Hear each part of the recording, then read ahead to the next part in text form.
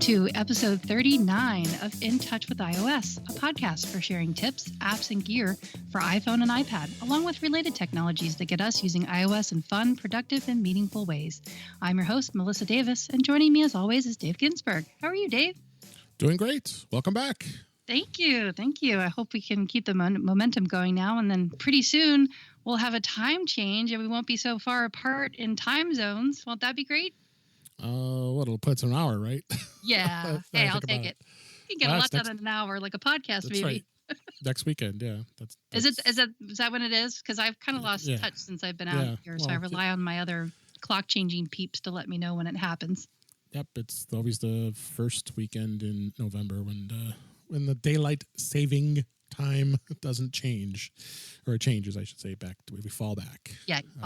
You just stay where you are. Yep, we just stay right where we are. Everybody else revolves around Arizona.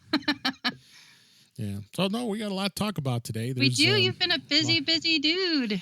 Yeah. No, I kept the shop going here. We had some good topics the last couple of weeks. Yeah, I had some great guests that came in and filled in for me. Thank you guys. Thank you, Allison Sheridan and Adam Christensen. Thanks for taking over my spot for a little while still dealing with house stuff, but hopefully there'll be an end to it in sight.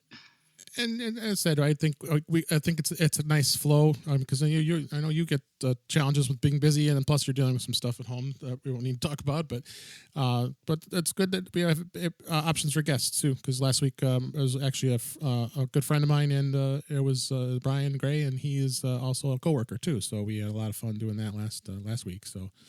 Or actually, earlier this week, I should say. So yeah, you've been busy. You start to lose track of all of your podcasts in time, huh? Yeah, no, I think we had a lot of fun. Chuck Joyner, the other one you forgot to mention, he was great too. Yeah, that's right.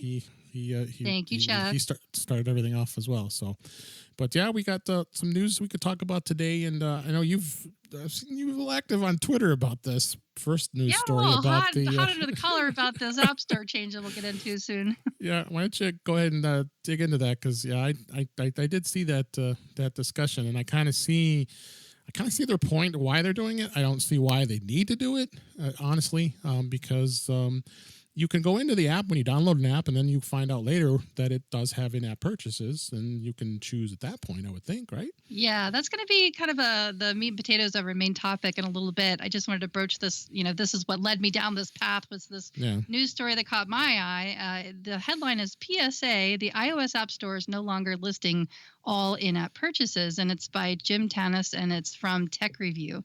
And it's a good short read, and because I noticed it, I should say it caught my eye when I went looking for it, because we've talked about this app in the past, but I think you mentioned me onto it a while ago. It's App Device.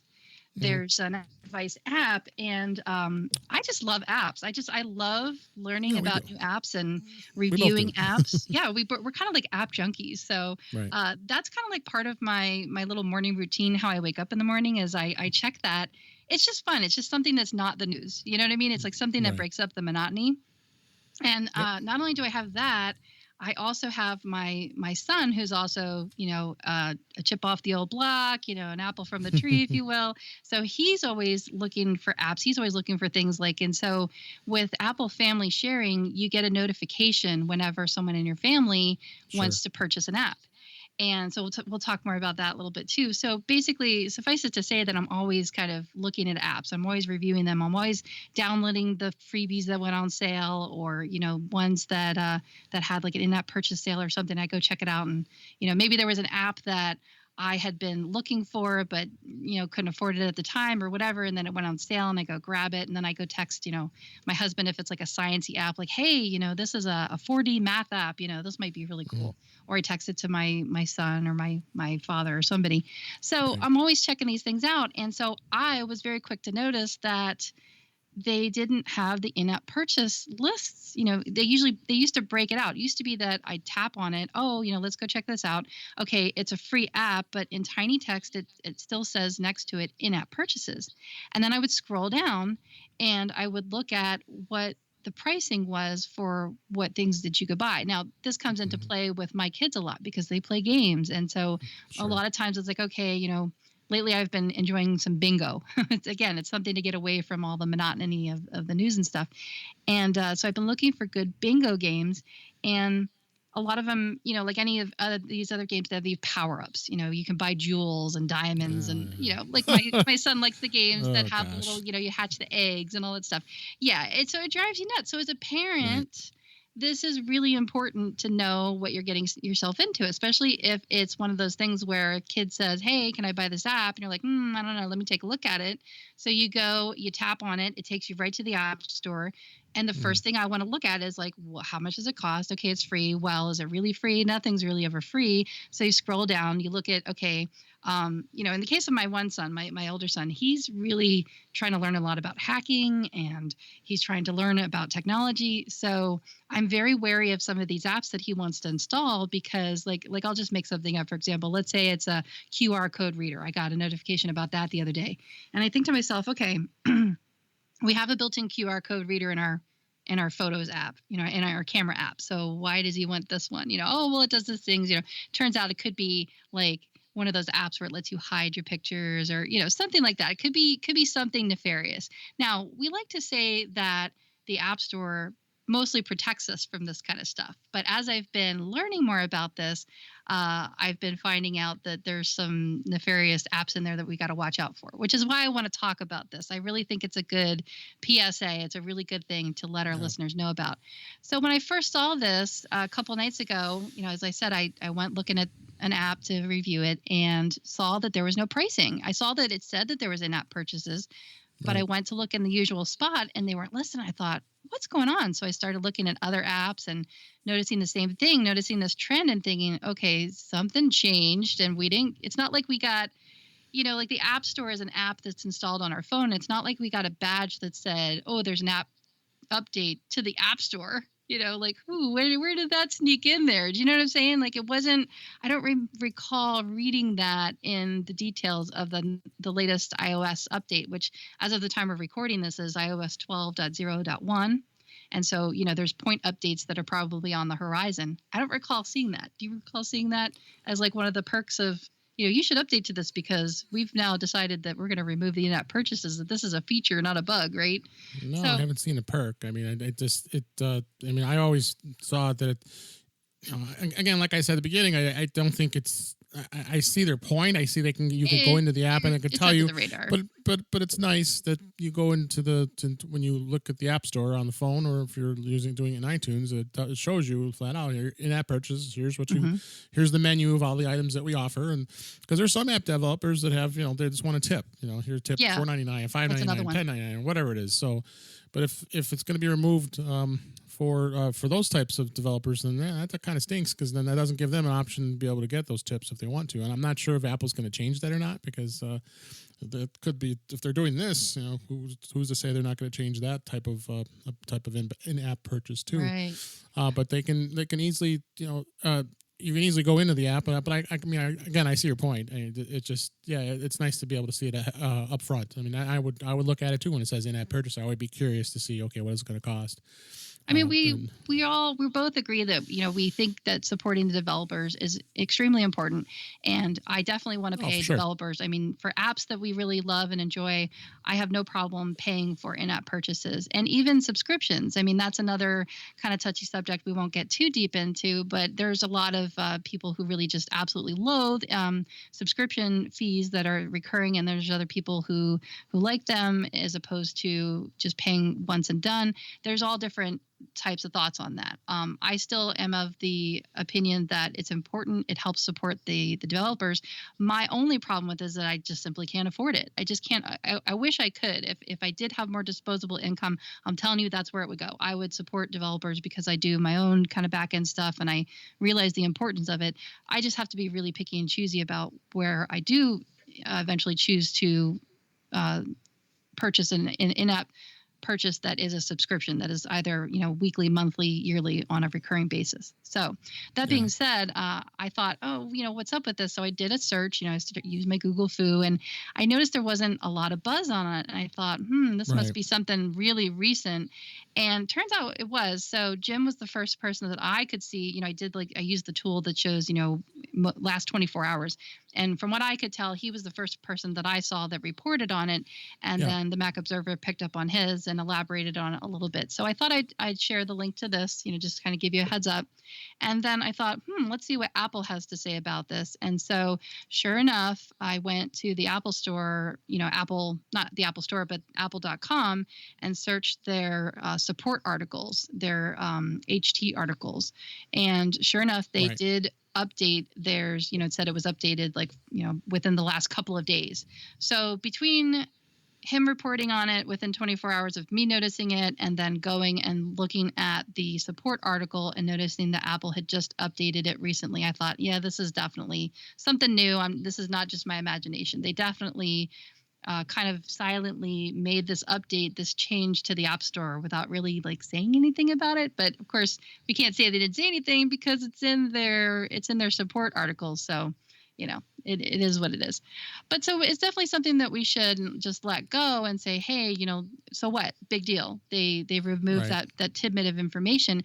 It's really important just for a few of the things that we outlined that, it's nice to have a heads up on that. So I did survey on Twitter. I surveyed 2 developers, a couple people, a couple of consumers responded, a couple developers responded, basically saying, one person said they liked it, another person said they didn't. One developer said that they liked it because he thinks it'll cut down on the amount of support emails that he has to then deal with people asking, well, what does this mean? I don't understand, explain this more, where he does have it in his FAQ. So, but people don't always do that kind of digging. And then another developer, she said she didn't like it because for the same kind of reason as a consumer, we're looking at, okay, what is this app going to cost me? As a developer, it's important to her because she wants to be able to see those prices up front when she's developing her app, because she wants to see what the competitors are doing. So it's important for app developers and consumers alike that this change was made, because now it's a little bit less information that we had up front to be able to help us make an educated and informed choice when it comes to buying something.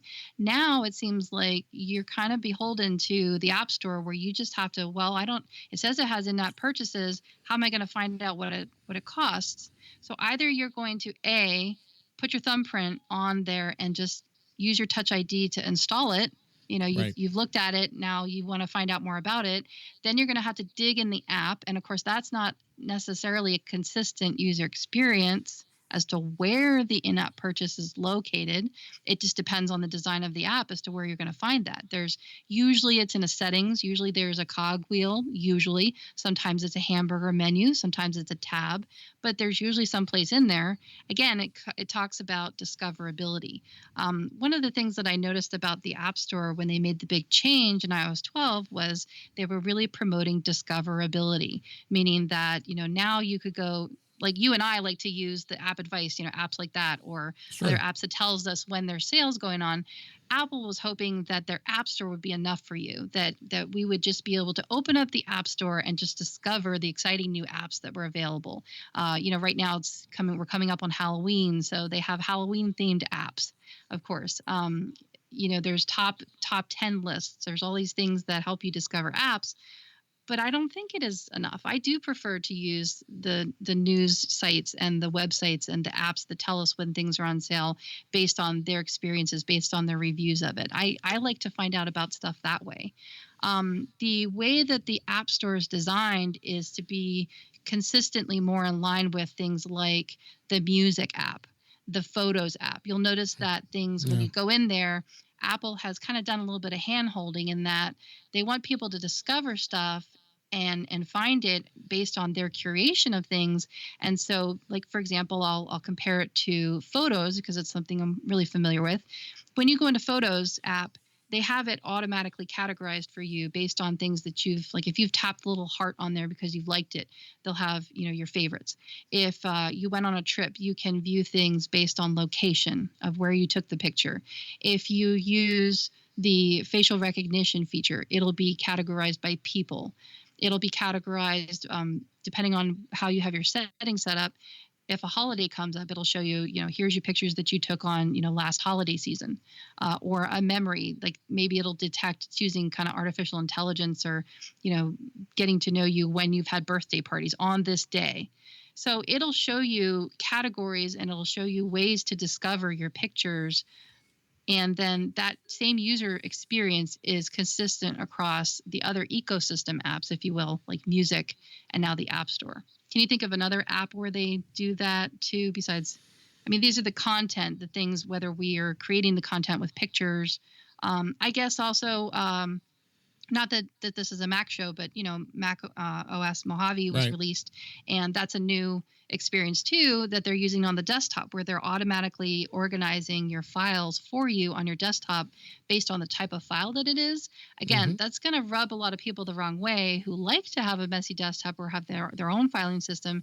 It's going to be a huge productivity boost for people who do want the extra help, and they do want the Apple hand-holding way of doing things. Again, it's a consistency thing. They're trying to make it consistent. I understand why they're doing it. I don't necessarily have to agree with it for myself and for people that I care about, who I know are going to get confused by this.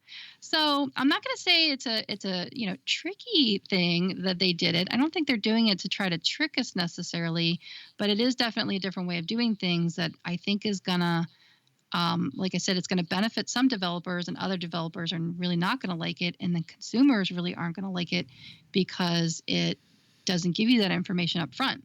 So like I said, you're going to have to do a few things. You download the app, go discover, go poking around in there, trying to figure out, like literally poking at, okay, where do I subscribe, or how do I upgrade to get the newer features? And you're going to have to go poking around looking for that.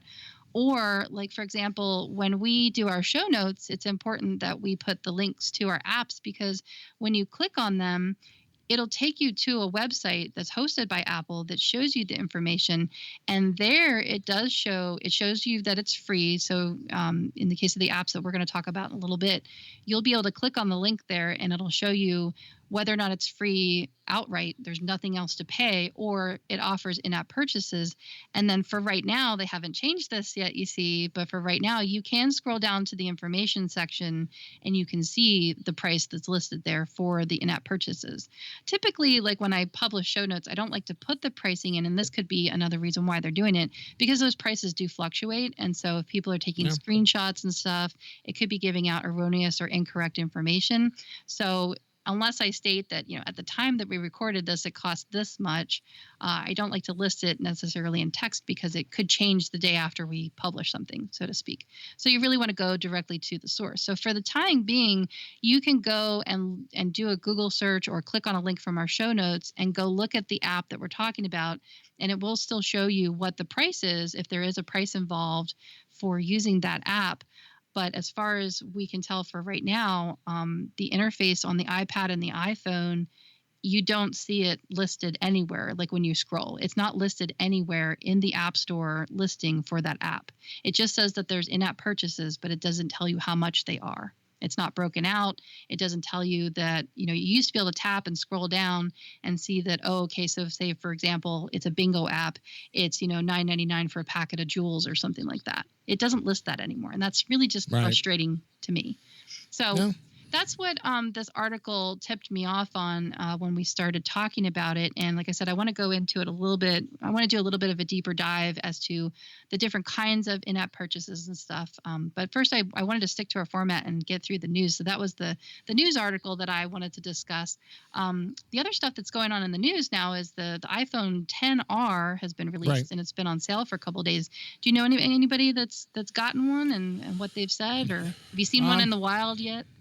No, I haven't seen one in the wild yet, but we talked about it in a number last episode, as well as it is out. It was released on Friday, and I actually checked the app, Apple App Store, Apple Store app on Saturday, and I was easily able to go ahead and order one and pick it up at a store. Great. So it doesn't seem like there's no. I don't think it went for big fanfare like in past releases, only because the 10s and the 10s Max, the Max is one I have, it was released a month ago. So I think a lot of that fanfare kind of just dissipated. But the biggest thing is, I think, as far as differences, and I'm keep telling people, I think it's worth going with this phone is this iPhone is because of of course, its cost. It's $250 less than the lowest price 10s. It also has the only real differences are, as far as the phones go, is the camera's got the single lens as opposed to the dual lens, but it does basically the same stuff. And everybody's been doing reviews. I watched iJustine, and she did her unboxing. It's always an those are always good. Fun to watch. And she took pictures with both phones, and the pictures were just very comparable. I mean, other than you not having the telephoto, which isn't a big huge deal, and the OLED display versus the liquid crystal display, a liquid retina display. No big difference. People aren't going to notice a lot of differences with that. Yeah, for the average user, it's going to be great. The average user, I think, and I think it's comparable to the iPhone 8 Plus or the 8, whoever has those phones. This phone is going to be better, honestly. I mean, it's got a bigger screen. Battery life is better too. It's got a bigger battery in it. Blows away the battery life. And Neil Patel from the Verge was going on raving about it. The CNET said great things about it. I mean, you're hearing lots of great reviews of it. So I think if anybody was listening, if they're in the market of getting a new phone, I think the 10R is definitely a good choice. And there's no real reason that you have to go to the 10S or the 10S Max. I went with the Max only because beyond you like me the bigger phone. You just like that form I do. factor. I do like the form factor, and it even when I put it up against my wife's iPhone 8 Plus, it's the physical size of it is basically the same. But the screen size, yeah, you get more screen real estate, don't you? Awesome. I mean, 6.5-inch screen. The screen itself is beautiful. So I mean, either phone. I mean, either phone's going to do you well, but the price tag is going to be a sticker shock for you as far as differences of cost. But you're willing to pay for that comfort level. You went to the 10 and you loved it, but then I think now that you have the 10s Max, you're back to that comfort level of you've got bigger hands. It feels better in your palm, whereas I have smaller hands, so I'm looking forward to going to the 10s someday. Yeah, and I mean, I think the 10S is going to be perfectly fine. I don't know if you've had a chance to go to the store or take a look at it yet, but not yet. But I already know that I want it. Yeah, I know it's got a good size. Next financial cycle, that's my goal. That's what I'm planning on getting. Yeah, the 10S and 10S Max, comparatively speaking, are basically the same phone. The only difference is the screen size, really. So you won't really find a lot of major differences as far as that goes. But the 10S is closer in size to the 10, is it not?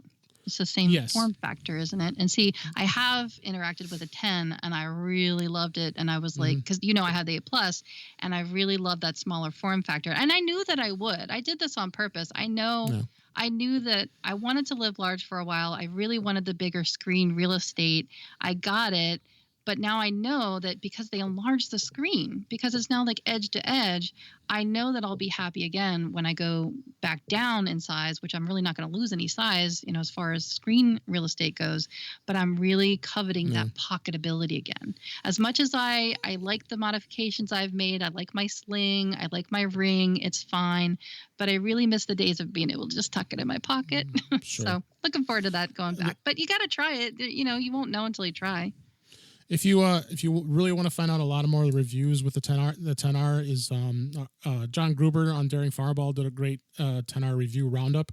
There was about a dozen or so reviews that were made this past week on the 10R, and it's remarkable. And I'll just quote him: "There's remarkable consensus that all are pretty much saying the same thing we just talked about, but there's some interesting differences. You might want to put that link in the show notes for people to take a look at if they're interested to. I'll put always like the Gruber. Yeah, Gruber's got some great information relates to this kind of stuff. So, but no, I definitely think go for the 10R if you're trying to keep the costs down. I mean, it really, and another thing I was going to say too with the 10R, I just a little crazy as far as the sizes go. They are starting with a 64 gigabyte with the 10R, and then you can go to 128. Whereas the 10S and the 10S Max is 64 gigabytes, was basically, in my opinion, a big waste of money, but it goes right to 256, which I think I would hope. So there's no 128 for the 10S. There is no 128 for the 10S. You just skipped over that. Wow. Right to 256. Got to go big or go home, huh? I went with the 256, so Yeah, I figured the $4 or $5 in difference price. Same thing as with the 10R, with between the 64 and the 128. There's only like, if you do a monthly payment, it's I think $34 or something like that, versus $39 or something like that. Yeah, so I'll probably still live lean on that, but yeah, Sure. that's interesting, huh? Wow. So, but yeah, they did they did do that. I don't know why, but that's don't. I guess sometimes you can't figure out what Apple does. So. I know, right? Speaking of that, yes, we are on the kind of the double eve of the special event that's going to be happening on October 30th, which is Tuesday, and of course I'll be on for Mac Eyes Only with our friend Mr. Mike Potter doing the reaction time episode. You know what else they changed? You know what else they changed? They changed the time on me. New York time instead of California time. I was happy with the California time one because it's your time. Yeah, well, it's not only just my time, but like it's nice. It's a nice lot in the morning where I can go drop off the kids, come back, get my breakfast, finally take care of myself, and then sit down to an Apple event. What are they going to do this time? No. In addition to me, having probably the glue gun is going to be laying out. There's going to be thread all over the place because it's right before Halloween. I'm going to be making Halloween costumes, and then the Apple event's going to come at 7. It's going to be 7 o'clock in the morning my time. That's when we're getting up and getting the kids ready for school. It's like chaotic. So if I somehow manage to pull that off and I am able to watch that live, but Dave, I'm going to try it. For me, it's only an hour, so. I'm going to attempt it. I'm going to attempt it at 7 o'clock in the morning, be listening to that and seeing what's going on. I mean, I have geeks for children, so I raised them well. I will pat myself on the back there. So they probably be like, my older son, it's going to be harder to get him ready for school because he's going to want to watch it. And like, no, Mom, can't you just call me up late for school? So I could just hear it now. So if I manage to pull that off, darn it, I deserve a special treat after that. So we'll report back after that and see what happens. Yeah, it's only an hour difference for me, so I'm not complaining at all. So I knew you wouldn't complain. You don't have anything to complain about. 9 a.m. here, and I'm the one who got the shaft. So it's 7 a.m. Pacific, 9 a.m. Central, which is my time zone, and then 10 a.m. It's 10 a.m. Eastern, 10 a.m. Eastern. Just 3 hours. So then we haven't changed the clocks yet, so it's still going to be a 3-hour time difference. And then you plus you'll fall back an hour, so you'll get that's right, you'll get the extra hour. So actually, will it be still 7? I won't get anything out of the deal. You guys will. But you're still the Pacific time zone. You match that. If they change, we're always on Mountain Standard Time. Right. So if they change, then we'll be. I think they'll be an hour earlier. Then there will be an hour time difference. But yet it won't happen on the 30th yet. We're still going to be 3 hours. Oh, that's right. What am I thinking? It's not until next weekend. Duh. Yeah, so that's not going to happen yet. We're still in the same time zone on the 30th when this is going to occur. So it'll be the day before Halloween. And it's at 10 a.m. Eastern Standard Time because they're streaming live from Brooklyn, New York. Yeah, Brooklyn, and that'll be fun. And most of the rumors, I won't talk too much about the Mac part of the rumors, but most of the rumors are saying that the iPad is going to turn into an iPhone 10 or 10s with Face ID, edge-to-edge borders, and Face ID. No more home button touchscreen. The other one, and I had a lot of discussion about this during my Apple user group. We had to have our meeting this past Saturday because of a schedule conflict for next month. Mm-hmm. So no November meeting. We had 2 meetings in October. So you had to ramp it up and chalk it up to keep people satisfied for a little while, huh? Yeah. Well, I talked a lot about the Jamf Extra Nation fortified. Music Conference. That's what we're going to talk about here in a minute. So really what they were talking about too is the speculation that potentially the iPad Pro, which is going to be, they're saying 11-inch screen, which will be slightly bigger than the 10.5-inch, and a 12.9-inch, which is what the current model is, and the large size screen. But they're talking about going from Lightning to a USB-C. Yeah, do you think that's going to happen? I think that has legs. I don't know. It had a lot of legs because a lot of substantial folks who know the things that are going on with Apple were talking about it. So it is very possible. I mean, who knows? I mean, again, it's all rumor speculation. But the way Apple has done it with the MacBook Pros and changed everything to USB-C or Thunderbolt 3. It's very possible just because of the fact that now if you want to plug your iOS device into your Mac to charge it, you have to have an adapter or you have to have a cable that converts it. So It's very possible. It's very possible. So we'll see. It's going to be this Tuesday. We'll find out for sure, and see how it goes from there. All right. Well, that's something we'll report back on. So that was a special event. So now I wanted to dig back in a little bit deeper dive on this App Store thing. We talked about how it's kind of a news story, non-news story, if you will. But I wanted to talk a little bit about making purchases. How is it that we spend money on apps? How do we make an in-app purchase? What is the difference between an in-app purchase and a subscription, for those that don't know? Because there are differences. And I was thinking a lot about this, and I put a couple of links in our show notes.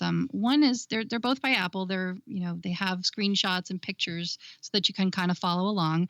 The first one is how to see your purchase history in the App Store, because the reason why this is important is because people are going to be duped by this, possibly. Not necessarily. I'm not blaming anybody, and I'm not blaming Apple, but I just know user behavior because I study it, because I work with it. It's my jam, and I know that people are going to go and go buy an app, whether it's free or not. It's still considered a purchase. They're going to purchase an app. They're going to download it. And then they're going to get into the in-app purchases, and they're going to end up buying something, or their kids are going to buy something. Now, Apple has done due diligence. They have strived really, really hard to make it so that it's really difficult for kids to purchase in-app purchases. If you are set up with the family sharing. But I still see parents just handing off their personal iPhone to their kids to pacify them, and I can still see this happening. So it's really important that you're able to review your purchase history. And so the first link that I put in there is entitled "See Your Purchase History" in the App Store or iTunes Store, and it's really important to review how to get at that. In the past, it had been really, really difficult, I remember, because I would try looking for stuff. As a business owner, sometimes I like to, well, not sometimes, all the time, I like to try to buy apps that will be considered a business purchase. And so I need to be able to report that on my Schedule C. So I try to keep track of it as I purchase it. You get the email receipt, so you can always dig through your emails as a last resort. You could do a search. But this kind of makes it easy to go back and see exactly when it was purchased. It'll give you an invoice if you need it, so you can tap on it. So I think it's probably designed for that reason, for people like me who have a business and want to be able to claim some of this as a software purchase. There's an app that I use that I pay a yearly in-app subscription for, and I claim that as a business expense because that's backing up my data, and it directly relates to my business. And then the second link that I put in here is entitled "View, Change, or Cancel Your Subscriptions." So I've heard of this happening from my parent friends. They'll say like, "Oh, my child downloaded this app," and let's say it's one of the popular mouse apps or something, that they go and they've bought it, and then they subscribe to something, and they didn't realize what it was that they were subscribing to, and so the parent ends up seeing this stuff on their credit card statement. So it's important to know that you can manage your subscriptions. You can even cancel them if you need to. I don't think it's the best way to go to just cancel your credit card. I really think you need to go in there and actually cancel the subscription and be aware that this is there.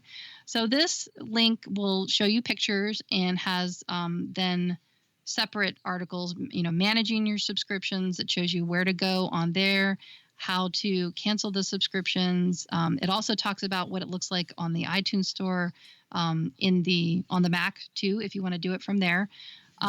One of the biggest gotchas, though, is going to be the Apple ID. You really got to get a handle on that Apple ID. And we've talked about this on previous shows, and I always, keep bringing it up. In fact, just before we started recording, my dad texted me, and it was like so timely. He got an email from Apple that says, "Melissa's iTunes and App Store account has changed." And he was like, of course, my dad being my dad was like, is this legit? Like, why did I get this? And I was like, "Oh, gee, thanks for sending me that, Dad," because it was interesting. I won't go down the rabbit hole too deeply here, but as I've talked about in the past, we started out with same as you and your wife, with a shared Apple ID that we used for all of our purchases. And then I took the plunge and decided to join the family plan for iCloud. No, I'm not ready for it to do it yet. I'm still and you really want to, you want to know about this stuff before you do, because here's what happens. And this, we've kind of been learning the hard way and trying to figure this out. So Originally, I had all of our devices signed in with, there's two parts. There's your Apple ID, and then there's the App Store section, iTunes and App Store. It's broken into. Right now, and this may change, so this is something we have to kind of prepare for. Seeing as they're making these changes to the App Store, I don't know. I don't want to jinx it. I don't want to say it's writing on the wall, but just be prepared. In the iTunes and App Store for right now, you can have, and I hope this stays this way because there's a lot of reasons why you would want to have this be different. In the iTunes and App Store section, you can have a different Apple ID signed in there. And so for our family, the way that I had it set up on my dad's devices and all of our devices, except for my son's, and I'll tell you why in a sec, I had my husband's. We we made my husband the sacrificial lamb, so to speak. So he is the family organizer. And so it was also his Apple ID that we were using to share the expense on all the apps. So I have his ID there. Well, something must be changing. Something must be afoot because now what I've noticed is I haven't upgraded yet, so it's not that on the Mac side of things. But now my husband's picture shows up on my Apple ID. So what's that all about? Like it has something to do with the fact that it's my husband's Apple ID that we've been using for the shared purchases. So then I decided, that's why my dad got this email. I thought, well, what happens if I go and I sign out of my husband's Apple ID for App Store purchases and sign into my Apple ID? And so then that's why my dad, this kind of makes me wonder. So my dad got an email saying, okay, there's been a change in the family here. Someone in the family changed their Apple ID and you need to know about this. Why? Because it might potentially affect shared purchases. So the other thing that's important about this is that it still lists when you're looking in the App Store and you're looking to find out, okay, how much is this going to cost me? Is it going to be free? Now you can't find out what the in-app purchases are, but you still can see that these apps, whether or not they are available for family sharing. And that's important because, for example, like in my case now I'm using my Apple ID for purchases. And in the case of my son, like I started out at the top of the show, I get notifications saying that he wants to purchase an app. Well, the only reason that happens is because I signed him out of my husband's Apple ID for App Store purchases and signed him into his own. And I want it that way on purpose because I want to see the things that he's requesting because he's only 12. He's not even 13 yet. And I want to see the kinds of stuff that he's requesting and whether or not I'll get warned about it. And it turns out I do, so I get a notification every time he wants to install an app. And then the way that I had it set up was my dad, 3,000 miles away, he was getting a notification. So I turned that off. And then he kept getting a notification every time like one of us, tried to log into a new browser that wasn't recognized or, something like that. So that was driving my dad nuts. Like he kept thinking he was being hacked all the time. This is not good. So I walked my dad through it. And now my dad and my son each have the App Store signed up for their own Apple IDs. But again, this is tricky. This is why I call it this is a tricky episode because now, if there is an app, so I'm just gonna pick on this one app, for example, and we talked about it in a previous episode called Grocery Gadget. So my husband and my son and I all share this app that is called Grocery Gadget. It doesn't cost anything to download it and install it. So it's a free app, right? They even have a free version of the app, which that makes it confusing too, because there's apps that are free that have an in-app purchase, and then there's apps that are free that are ad supported. And then there's apps that are free that have an upgrade price that you only pay once that's not recurring. Well, this one is one of those ones where it's free to install it and it doesn't cost anything to upgrade it. But because the app, when the developer needs to be supported, and I really like the app, I don't want to see the ads because they're bothersome. They kind of get in the way. There's some people can tolerate the ads. I'm not one of them. So I pay a yearly fee. It's only 99 cents, but I pay a yearly fee to, A, to support the developer because I like his app, and B, to get rid of the ads.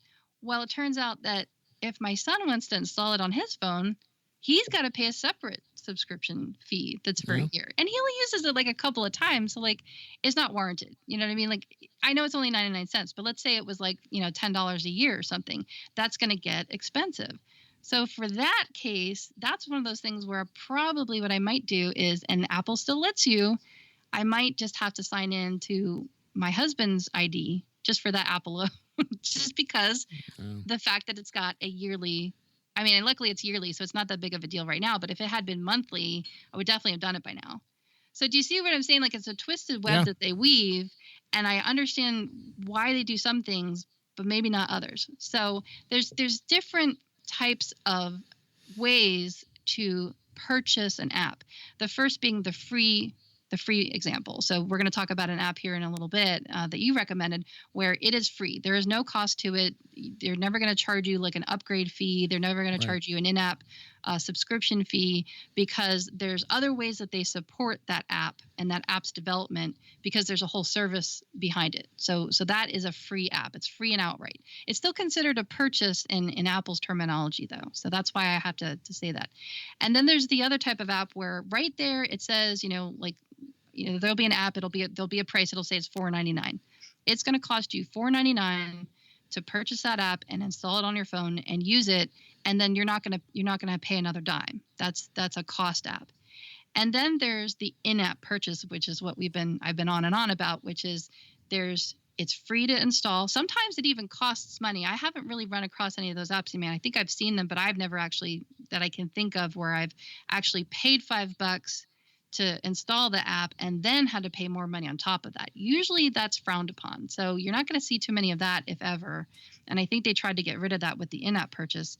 But then what you will see now is, now you're going to have to, if you want to use the app, if you want to try it, unless they have a try before you buy, then there's that version of a free app where they have, and I like it, personally, I like it when developers do this. They'll offer an app that's a freebie version of it. It's ad supported and there's limitations to it. And then they'll offer another app that is paid. Now, that gets tricky for the developers, because then imagine they've got to support both those apps. There's still two separate apps in the App Store. You don't see that. You don't see that happening too often.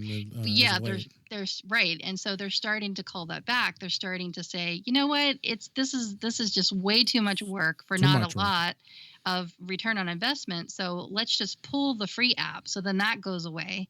And then let's just make it free to download, but we're either going to make it have ads, and then people have to pay a subscription fee or a one-time purchase to make the ads go away, or we're just going to really severely limit the app. You can only, do 5 versions of something before you can figure out if it's something you want to pay for the extra pro version or not. So then there's a pro version. So one of the pieces of feedback I got from one of the developers was the fact that they liked the fact that the in-app purchase listing went away, because it was kind of it was out of context. It was like irrelevant. Like, people would see that and then be like, well, what's that about? And then they'd have to write the developer. So either the developer has to change the wording to make it more relevant, or they like the fact that it just went away because it was too complex for their particular scenario to make it, a simple say, oh, well, that's what it's for. This is what I'm going to get, So sure. On one hand, the developer liked the fact that the listing went away because it was too vague, I guess. Or, like in the case of I keep picking on a bingo app, but, it'll say that it's $9.99 for a package of jewels. Well, yeah, that's kind of out of context. What the heck does that mean? What am I going to get for $10? What are jewels? I don't even know. So you still end up having to download the app to find out what a jewel is anyway. So on that side of things, I can kind of understand how you might as well just download the app and install it and then go explore it and find out what it is that there is to pay for. It kind of takes away that ability for us to be able to be an educated consumer up front. So now you have to really kind of investigate. So like I said before, just to review, you're either going to download it and then go explore it, or if you're real super sleuth like me, you're going to go Google it, look it up on the website and scroll down. Because remember, Apple doesn't really have a way to search. We can't on a Mac go and search for it in the App Store like we used to. They took that away. That's no longer part of the iTunes. The App Store is totally separate. So it's really hard to search for it and find out what is going to be on the second layer of pricing. You can see whether it's free or whether it costs something, but if it's got in-app purchases, it's on you as a consumer to go and be responsible about searching for it and finding out what it's going to cost you in addition to that. So like I said, it's just a kind of like a PSA, a heads up. And also I'm hoping that after people listen to this, that they'll realize that there are multiple ways that you can spend money in the App Store. They're trying to make it consistent, but it's going to be confusing. People aren't going to be able to rely on that listing anymore. You're going to have to do some more digging, and it's on you to figure out what it is that you're paying for. But I really issue a caution. Be really, really careful. Once you download that app, it's installed. It's now installed on your iPhone or on your iPad. And when you go to look for what else it's going to cost, you really got to be diligent. You really got to understand what it is that you're tapping, because now they've made it so easy that all you got to do is lay your fingerprint on the home button and boom, it's purchased. And if you don't read what it says, then don't be shocked that you get a bill for $2.99 a month or, $89 a year, something like that. Don't be surprised. You really have got to read that stuff. We can't be complacent about it. Oh, it's got a check mark. I'll just, boom, it's done. Well, I mean, it happened with my wife. She wanted to listen to something that was on TuneIn. TuneIn Radio has a pro version. Okay. So she subscribed to it. So I'm like, I got an email. I was like, because we share my purchase accounts, just two of us. So I said, at first I thought, oh my God, someone wants to hack my account. What's going on? And then I checked with her, and she says, well, yeah, I clicked that. I wanted to hear it, and it made me subscribe. It's like, okay. So the easiest thing to do, like you just said, was just go in and go in under your settings under the App Store, and you just tell it not to renew once it comes up. So that's why it's super important to be able to review that stuff. But you said the magic word right there. You said hack, and that's what my dad was thinking. That's like, you and I are geeks, and we're like, even we think when we get a message, we're like, is this legit? Like, that's our first thought, is like, I don't think we thought like, oh my God, we've been hacked. But you can see how it'd be very easy for your wife or my dad or somebody or one of my clients who just isn't like in the know about this stuff. Like, they're not so deeply steeped in it like we are. They're like, oh my God, what did I do? Did I get hacked? Is this legit? And so luckily, they have us that they can text us that information. But what about the people who don't have a Dave or a Melissa? What about the people who don't listen to this podcast? So, that's why I keep saying share it with your friends, because this is really good, information that's really important for people to get to know about. Since they've made this change, there's going to be more of these, oh my gosh, I just got hacked, knee-jerk reactions that may or may not be warranted. Or there's going to be people who they didn't technically get hacked, but they just didn't pay attention to what it was that was happening on their screen. And so then they got charged for it. And so then, Apple makes ways that you can go and say, I didn't mean to make this purchase, but you got to act on it right away. I did something, it even happens to me. There was an app, Words with Friends, and I purchased a while ago. I did purchase because I did want the ads to go away. It was something that I really did enjoy. And I think I spent like $10 on it. And then there was like an upgrade because they redesigned the app and they wanted more money. I was like, wait a minute, I already paid for this. And I tried to say something about it, but it was on me, on the consumer, to go and find out that yes, I had in fact made this purchase, and I had to like prove it. The burden was on me. So just be careful. It's tricky. Yep. It's tricky out there. Watch out for it. Watch out for those candies that are poisonous out there. That's right. All right, let's, with the time remaining, I wanted to dig a little deep in. Last week, I attended as an IT professional the Jamf Nation User Conference, also known as JNUC. They've been doing this now about 9 years. Jamf, it's spelled JAMF. When people hear me say that, they're like, "What are you talking about?" Is a product that comes in a couple different flavors. It's Jamf Pro, which is really more for the professional, which is for K-12 education, government, healthcare, retail, commercial. A lot of big companies, including mine, who I work with, we're still working on implementing it. Use this product to make it a lot easier to manage their Macs and their iOS devices, and keep it all hands off. It's an MDM, which is a mobile device management. Mobile device management. So, yes, it's a mobile device management product. So it makes life very easy. Believe me, I see it firsthand when you start hearing about companies like IBM with 150,000 Macs. Think about trying to manage those.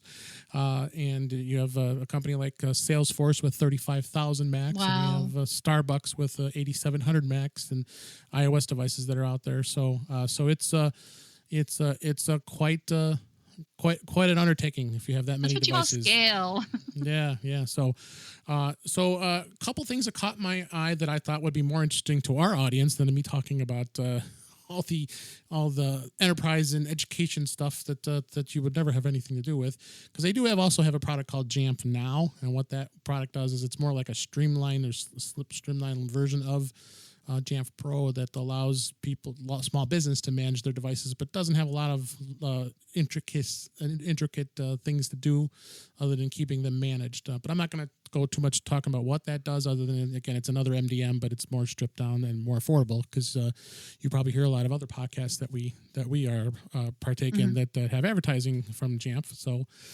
that's what that product does. So again, we're not getting paid for ads, so I'm not going to get too deep into it. other than the fact that I'm very impressed with the Jamf company, and what they've done is they've increased their company's become just so enormous. It just blows my mind, and they got a lot of great folks. I mean, they're very helpful, because I was able to talk to our tech person, and she was very, very helpful getting us on the right road of fixing what we needed done. So a couple highlights that caught my eye was, one of the things, and I thought you'd find this interesting too, is Jamf does give back to the community. So they introduced with a company called Matter, Matter Matter Innovation Hub. Yeah, that looks really interesting. Yeah, it's super interesting. The cool thing was, at the conference they had at the Hyatt Hotel in Minneapolis, they actually had this shipping container outside in the back of the hotel. Wow, you got to walk right by around the entrance. Yes, I did. Wow. And so what they did was they took any ordinary shipping container, one of those containers that go on backs of trucks and go on ships that are shipped all over the world, and they put walls in it, they put electricity on it, and electricity is by solar. There's solar panels on the top of the roof of the. I'll tell you what. We could charge that sucker up in here in Arizona in no time. Yeah, exactly. And they basically created it from an ordinary shipping container, and then they turned it into a shippable classroom, and it allows it to teach kids to use technology and coding, specifically on iPads to code. So basically what it's letting them do is they've the classroom set up. There's like 4 or 5 or 6 different tables set, and they're on stools. There's probably about 6 students can sit around each table. They have coding with the tape, and they're doing the spheres. They're doing, you can program with Swift. And Adam Christensen has those yep, spheros. Oh, yeah. Well, Apple sells them too, and Apple does it at the Apple stores a lot of times. And then and then little mini drones, and they're programming the drones and showing how to do the programming. Well, the biggest thing that kind of touched my heart was the fact that, and they had done this last year. They went out into the third world country, not third world, I guess they call it, Haiti. And Haiti, does have a lot of impoverished areas, unfortunately. And then last year they went out there and set up a way of giving back to them and being able to show them these students who don't have that option to have technology in their hands, and they did that last year. Well, this year they did it again with this container, and they thought, okay, we're going to go to another part of Haiti, and this part of Haiti did not have electricity at all. This entire city has no electricity, and I don't know how they function, but that's unfortunate. That is that way in a lot of places around the world. So what their thought was, okay, let's create this shipping container, and they shipped this container to that location, brought it over there, and of course it's solar powered, so they had electricity in this classroom. These kids were absolutely thrilled; they really loved it, and were able to learn and be able to understand and these kids pick things up so quickly nowadays with how to understand this stuff. It was just an amazing thing. We put a link in the show notes to matter.ngo, and this has information as far as what they do and what they've done. Like I said, I did go in this container because it was outside. I'm looking at some still shots in the video that you shared, and it's pretty amazing. And it's a shipping container that they retrofitted to make it look like a classroom. I mean, I have a little bit of experience with this here. I won't talk about it too much, but I mean, there are times when we're in the midst of classroom upgrades and school upgrades and stuff, and so we have trailers that kids end up having to go in, and so they have to kind of retrofit these trailers, and this looks very similar to what I've seen, only this is even more specced out. It really is. And the first on thing, the wall. Drones. There's a TV. There's TVs mounted onto the wall where they can put the iPad image up there so they can see what they're doing on the iPad as they code. What people asked was how does the shipping container stay secure? Because think about how far it's being shipped. And it's those tables actually go up. They're latched against the wall, so they do not move. Everything is tied down. Everything is latched in place. I can see one in the background. Yep, you can see it folded up against the wall. Yep. So and it looks like there's a security system. Super nifty, and I was very impressed with it, and was able to, like I said, walk into the thing, and it's just amazing. So the other thing, you just want to put one of these in your backyard. Yeah, it would be kind of cool, wouldn't it?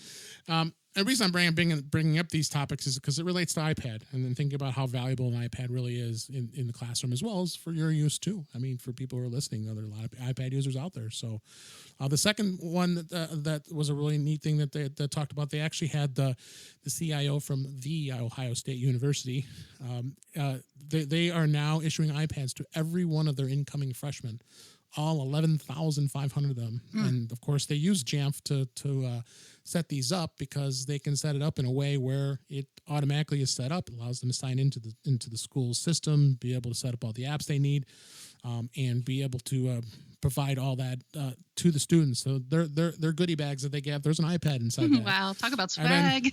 And then the cool thing is, after they graduate from the university, that iPad is theirs to keep. The other cool thing, what Jamf does is they actually have they just released these apps, namely called Setup and Reset. So basically, what happens is it's set up with Jamf Pro. I mean, again, I know I'm going off on what anybody else could be using here, but this is the neat thing about any application when it comes to an iPad. They can tap the Reset app. It's an app you basically download from Jamf, and it resets the whole iPad, resets it back to factory, because it's using mobile device management. It's not locked down like it is with us with Find My iPhone, and we've talked about all that before. And then the setup app reverses the process. Tap it, launch the app, bada boom, sign in. It automatically it'll image it and bring it back to the way it was when it first was given out. So you have hospitals that are doing this now too. You have hotels that are giving out these iPads. They're doing it too. How much easier it makes it to set these things up. Another hotel chain that was out there, not too many people are probably familiar with it, it's a hotel called the Red Lion. They are now they just started piloting Apple TVs in their hotels. So what they do is they put the Apple TVs in the room. If those of you have traveled and gone to hotel rooms, you know how tried to hook up our own Apple TV. We do that, exactly. Yeah. And how god awful forgot the remote. And how god awful the interfaces on those TVs because of the services they use. Well, they actually did a demo, and it was really cool because it was on stage during the keynote. How they were able to plug the Apple TV in, let it sign in. They did a live demo, and it worked because everyone was like freaking. When you and I both know by doing demos and doing presentations, you try not to do that because you're asking for a failure. It didn't fail. Yeah. They plugged it in the power. They plugged in HDMI. The Apple TV booted up, automatically set up. So then, the cool thing with the interface with the hotel was it actually has all the we know the interface on Apple TV. Well, it's got places where you can go visit places to eat in the area. You can look at your folio. You can get access to Netflix. You can get access to Amazon Prime. All the TV channels are on the Apple TV, so they can watch TV from the Apple TV. They don't have to go. And that was the biggest thing they're trying to do is as they're piloting this is to try to get rid of the TV part of it. Let all of it be on the Apple TV. Interface, of course, we know is beautiful. So it was very well set up. So very interesting as far as what are they doing for remotes? They use the Apple TV remote in the hotel room in the hotel room. Yes, like families and kids to use. Well, I mean, this is like any other remote. I mean, they could lose the remote there too. So, but it's being those remotes aren't now. Cheap though. I mean, they're like what $70 or $80 a pop or something like that. I think the hotels can, especially the Red Lion is actually considered more of a higher end hotel. Oh, okay. So not like a Ritz-Carlton or like a Four Seasons. Yeah, the barrier entry is going to be higher, so you're not going to have a lot of kids and families in there. Probably not. It's more for the traveler. I see. Okay. But I would not be at all surprised. I see this happen in other hotel chains just for the mere reason of manageability. I mean, being able to, you don't have to the whole goal of Jamf is, but hand them the box of the device, turn it on, sign in, and no IT is involved. Everything is set up. So they're reducing the cost. They can afford to replace these remotes because they're probably reducing the cost of the IT support. The return on investment itself pays for itself too. Mm-hmm. Yeah. So, awesome conference as always. A lot of great stuff. If you want to take a look at that, we gave a link in the show notes. You can go to jamf.com and find out about their products. I'll be talking about an app here in just a second about you can actually access some of their tech support, and it does provide a lot of great information here in just a minute. So once you go right into your app, I took a look at that app, and I'd like to hear what your thoughts are on that. But you were just talking about the TV, so that was a wonderful segue. Exactly. So it's called iShows TV, and it's powered by Tracked TV.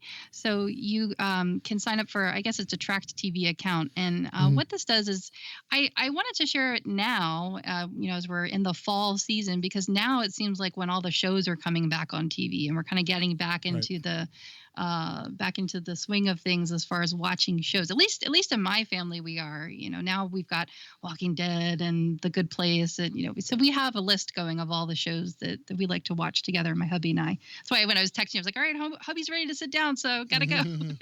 I've been waiting to watch The Walking Dead for like 3 days now. I know it's kind of faded and over, but I want to see how they're gonna deal with this.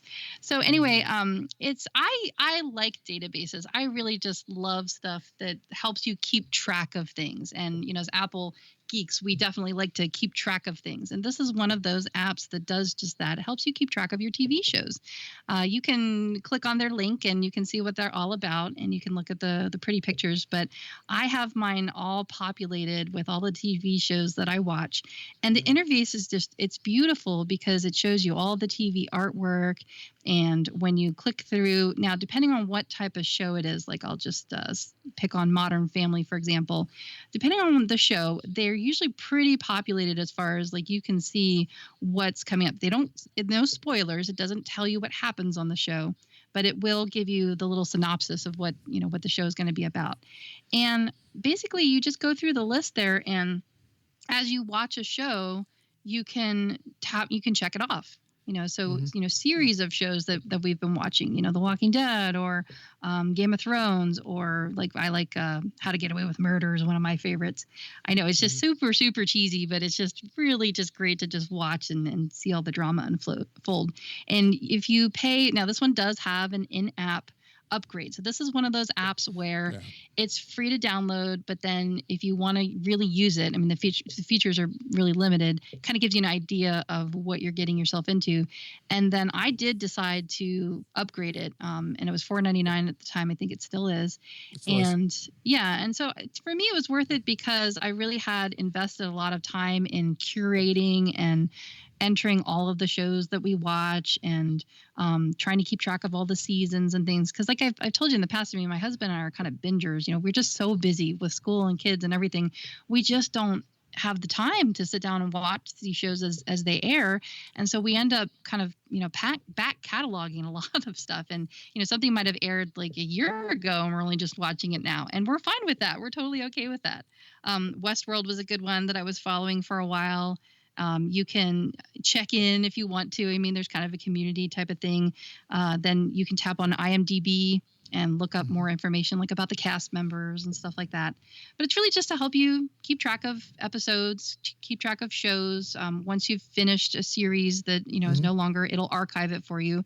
But then you can go back into the archive box and you can still see those shows. Like maybe there was a show that I had given up on and then just, decided later to get back into it again. I can unarchive it and put it back in there. You can favorite episodes. You can search for things. So I like it a lot. I only use it really a couple of times throughout the year, like I said, because we binge.